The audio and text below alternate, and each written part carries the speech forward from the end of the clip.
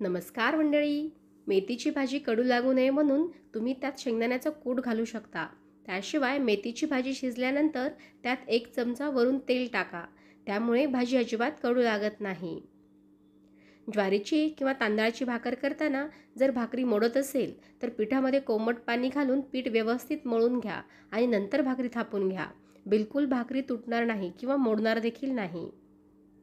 किसणीवर गूळ किसताना किसणीला किंवा विळीला तेलाचा हात लावावा. अशाने अजिबात गूळ चिटकत नाही. मसाल्याच्या भाजीचा रस्सा घट्ट होण्यासाठी तुम्ही शेंगदाण्याचे कूट, काजूची पूड, टोमॅटो प्युरी किंवा सुक्या खोबऱ्याचा कीस वापरू शकता. यामुळे भाजीला घट्टपणा येतो.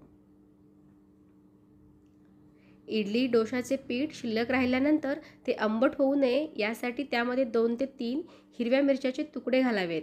मिरच्यांमुळे इडली डोशाचे पीठ जास्त आंबट नाही किंवा जास्त आंबटही होत नाही. आलू पराठे करताना सारणामध्ये थोडीशी कसुरी मेथी टाका. यामुळे पराठ्यांना एक वेगळा स्वाद येईल. भेंडीची भाजी बऱ्याचदा चिकट होते किंवा तिच्यामध्ये चिकट तारा दिसतात. भेंडीचा असा चिकटपणा घालवण्यासाठी त्यात थोडंसं लिंबू पिळा. भाजी मोकळी तर होईलच, शिवाय तिची चवही आणखी छान लागेल.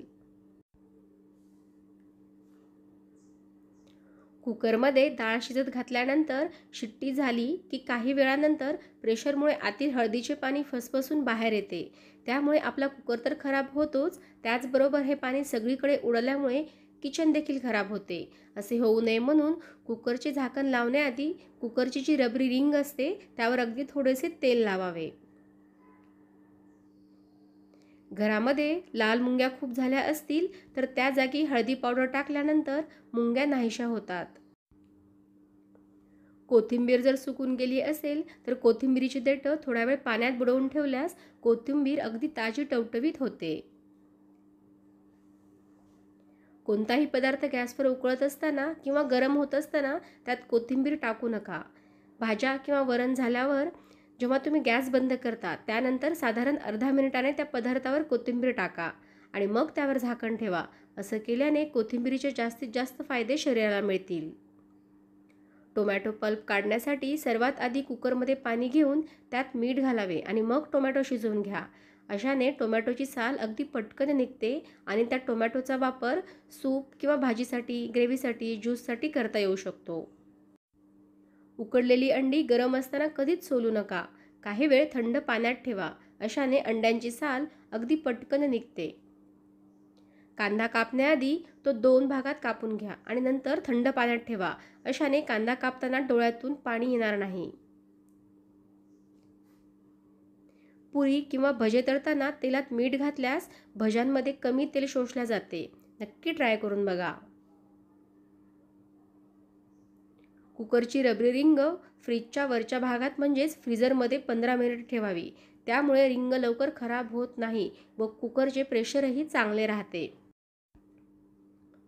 काळ्या मसाल्याच्या वाटणाची भाजी करताना मसाला वाटताना त्यामध्ये 1 किंवा 2 हिरव्या मिरच्या घातल्यास भाजीची चव खूप चविष्ट होते.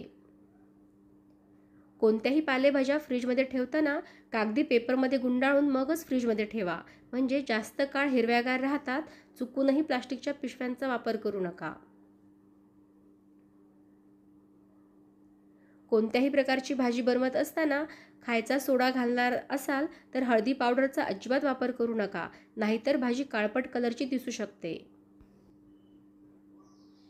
कांदा पोहे करताना कांदा बारीक चिरून टाकण्याऐवजी उभा पातळ चिरून टाकला तर पोहे अधिक चविष्ट होतात. आता तुम्ही म्हणाल, कांदाच आहे, कसाही चिरून टाकला तर काय फरक पडतो? पण खरंच चवीत फरक पडतो. टोमॅटोचं सुद्धा असंच आहे. तुम्ही ट्राय नक्की करा. भाजीला किंवा वरणाला फोडणी देताना काही गोष्टी लक्षात ठेवल्या पाहिजेत. सुरुवातीला तेल चांगलं गरम होऊ द्या आणि नंतरच त्यात मोहरी टाका. मोहरी चांगली तडतडली की नंतर जिरे टाका. काही जण काय करतात, जिरे मोहरी एकत्र तेलामध्ये टाकतात. अशा पद्धतीने मोहरी तडतडेपर्यंत जिरे पूर्णपणे जळून जातात. त्यामुळे भाजीला किंवा वरणाला धुरकट किंवा करपलेला वास लागू शकतो किंवा वेगळी चव येऊ शकते. कोणत्याही भाजी करताना कांदा तेलामध्ये पूर्ण परतल्यानंतरच टोमॅटो टाकावा. कारण जेव्हा कांद्यामध्ये टोमॅटो पडतो तेव्हा टोमॅटोच्या पाण्याने कांद्याचे परतणे थांबते.